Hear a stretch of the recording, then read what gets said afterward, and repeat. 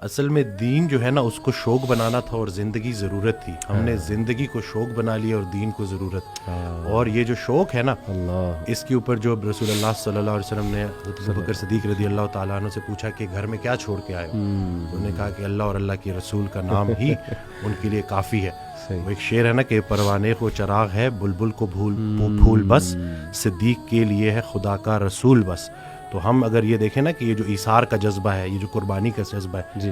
حضرت ایک آڈیو میں کہتے ہیں کہ جو یہ دماغ ہے نا یہ دنیا ہے, یہ کچھ حاصل کرنا چاہتا ہے. دل جو ہے نا وہ دین ہے, یہ کچھ دینا چاہتا ہے. جب تک آپ کا دل آپ کے دماغ پہ حاوی ہے, جب تک آپ کے اندر ایثار کا جذبہ ہے, دینے کا جذبہ ہے, آپ کے اوپر پریشانیاں حاوی نہیں ہو سکتی. ہم جو ہے نا یہ بس اللہ سے مانگتے رہتے ہیں, مطلب یہ نہیں کہ اللہ سے اس لیے پکار رہے ہیں کہ بھئی ہماری دنیاوی یہ جو پرابلمز ہیں.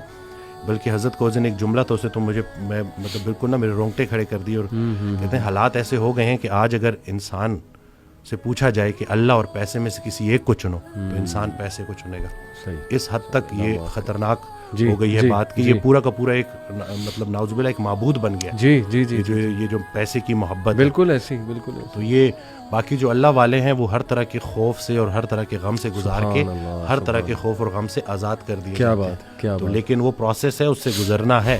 ایسا ہو نہیں سکتا کہ اللہ تعالیٰ آپ کو بغیر پروسیس کے گزارے آپ کو کوئی اچھا مقام دے دے. کیا بات کیا یعنی کہ جو اچھے وقت کا انتظار کر رہا ہے اس پہ اچھا وقت ضرور آئے گا.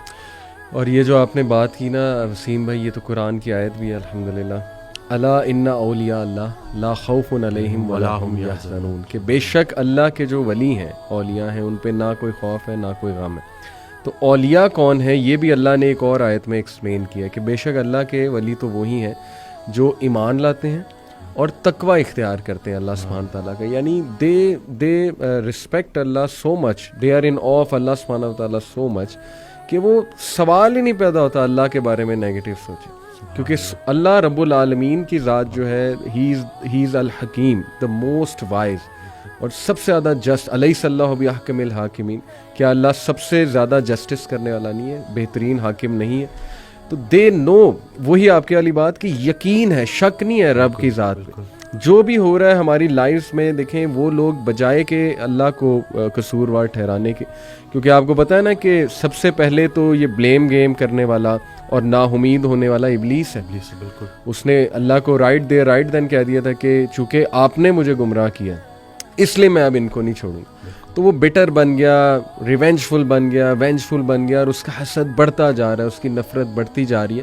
تو اللہ نے اس کی اگزامپل کوٹ کی کہ چونکہ وہ اپنے رب کی رحمت سے ہی مایوس ہو گیا, بالکل, تو that's why he is called ابلیس, کیونکہ وہ بالکل ہی نا امید ہے. تو یہ بات آ جا کے وسیم بھائی پھر یقین کی ہی ہے کہ اللہ سبحانہ و تعالیٰ جو ہے نا وہ میرا برا نہیں چاہ سکتا. میں آپ کو بس ایک چھوٹے سی بات اپنی پرسنل بتا کے پھر آپ کی طرف آتا ہوں. ابھی پچھلے چند ماہ پہلے کی بات ہے, ویسے ہی کبھی کبھی آپ کو پتہ ہے بندہ ڈاؤن ہو جاتا ہے. تو میری وائف کے بارے میں تھوڑا پریشان تھا کسی وجہ سے, تو میں کافی پریشان نظر آ رہا تھا. تو انہوں نے مجھ سے ایک بات کی, انہوں نے کہا کہ آپ بہت پریشان لگ رہے ہیں. میں نے کہا جی بس آپ کی وجہ سے ظاہر ہے کچھ ہیلتھ ایشوز وغیرہ جو بھی ہے, آپ کو پتہ ہے چلتے رہتی ہیں یہ چیزیں, تو میں تھوڑا پریشان ہو گیا. تو انہوں نے ایک بات کی, اتنا اسٹرانگ جملہ وسیم بھائی کہ میرے رونگٹے کھڑے ہو گئے ان کا یہ جملہ سن کے. شی سیڈ کہ دیکھیں آپ اس لیے پریشان ہیں نا بیکاز یو لو می, آپ مجھ سے پیار کرتے ہیں. تو شی سیڈ کہ آپ سے زیادہ پیار مجھ سے اللہ کرتا ہے. سبحان اللہ. تو یہ بات ہمیشہ یاد رکھیں کہ اگر یہ کچھ آیا ہے اللہ کی طرف سے نا, تو یہ اس میں خیر ہی ہے اللہ کی طرف سے. تو اس سینٹینس نے مجھے اتنی تقویت دی وسیم بھائی کہ واقعی دیکھیں ہم اپنے چاہنے والوں سے کتنا پیار کر سکتے ہیں ایک حد تک. اللہ انفائنائٹ ٹائمز ہم سے زیادہ جو ہے نا اپنی مخلوق سے پیار, تو کیسے اللہ ایک بندے کو ڈسٹروائے کر سکتا ہے, کیسے اللہ سبحانہ تعالیٰ ایک بندے کو سفر ہوتے دیکھ سکتا ہے؟ پاسبل ہی نہیں. بے شک میں اکثر یہ بات کرتا ہوں کہ اخلاقیات میں الہیات کو شامل کرنا ہے. ابھی اخلاق میں تو ہر کوئی ایک دوسرے کے ساتھ اچھا ہوتا ہے انسانی سطح پہ, لیکن جب آپ اللہ کو بیچ میں لے آتے ہو تو آپ کے سارے مسئلے ٹھیک ہو جاتے ہیں. تو یہی ہے کہ یہ بھی اللہ کا بڑا کرم ہے کہ ہم سفر ہم خیال ہو جائے.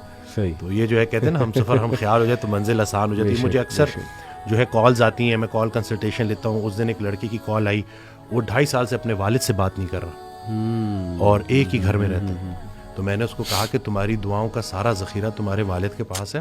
اور پھر وہ ایک آڈیو میں سن رہا تھا تو اس میں کہتے ہیں کہ نیک انسان کو دیکھنا بھی نیکی ہے. تو میں سوچ میں پڑ گیا اور پھر ایک دم سے نا مجھے میرا وہ ڈاٹس کنیکٹ ہوئے سارے نا, خیال میرا وہ بنتا گیا کہ لیٹس سے اگر گھر میں بوڑھے ماں باپ ہیں اور آپ ان کے پاس جاتے ہیں اور ان کو مسکرا کے دیکھتے ہیں تو حج مقبول کا ثواب ہے. کہ کیا مطلب ویزا لگے گا نہیں لگے گا, جاؤ گے نہیں جاؤ گے, لیکن صرف مسکرا کے دیکھنے سے. تو بس یہی ہے نا کہ شیطان اصل میں یہ رشتوں کو خراب کرتا ہے. جی جی, یہ انسان کو آپس میں فساد میں ڈالتا ہے.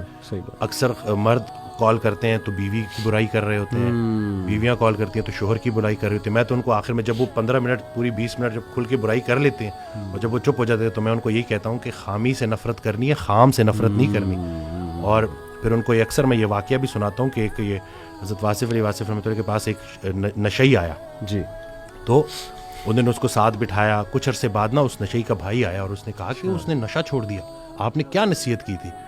تو کہتے ہیں میں نے کوئی نصیحت نہیں کی تھی, میں نے صرف محبت کی تھی. سبحان اللہ. تو یہ جو زمینی سفر ہے نا, اس میں اگر کوئی ایک چیز آسمانی ہے تو وہ محبت ہے. صحیح بات. اور اللہ کی رسول پاک صلی اللہ علیہ وسلم سے جو محبت ہے وہی اگر آپ کو عطا ہو جائے اور آپ اس ریفرنس سے دیکھو اور اس محبت کے ذریعے چلو تو میں کہتا ہوں کہ کوئی ایسا مسئلہ نہیں ہے جو حل نہ ہو سکے.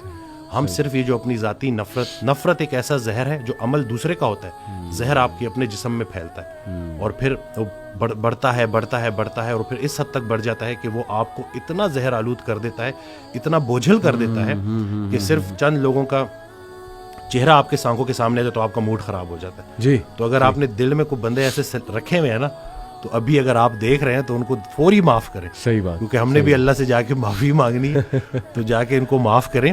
اور نادان ہے جی, یہ لوگ نادان ہیں. قرآن میں اللہ کہتا ہے کہ انسان نادان ہے. جی, تو آپ کی دانائی اگر آپ کو نادانوں کے ساتھ گزارا کرنا نہیں سکھا رہی تو آپ کی دانائی کس کام کی. میں اکثر ریپیٹ کرتا ہوں کہ آپ بڑا بنیں اور معاف کریں. جی, یہ چھوٹی سی زندگی ہے. اور کہتے ہیں نا کہ کشتی میں اگر سوراخ ہو جائے اور کشتی ڈوبنے لگے تو کشتی میں تمام سوار لوگوں کو اللہ یاد آ جاتا ہے.